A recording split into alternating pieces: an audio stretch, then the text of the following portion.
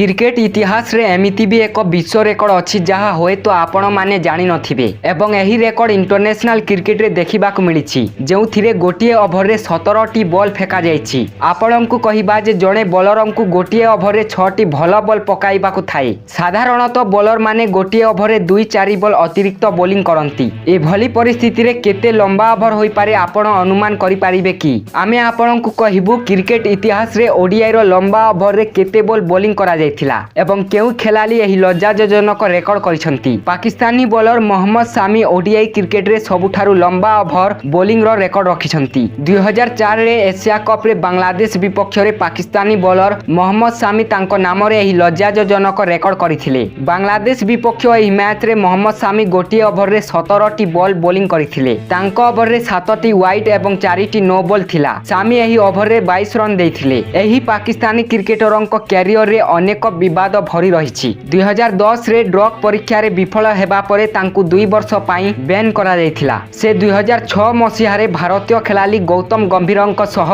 अनेक ऑनफील्ड विवाद रे मध्य जड़ित थिले। एही विवाद सत्वे से पाकिस्तान रो जणे प्रसिद्ध बॉलर भाबरे कार्य करिसंती।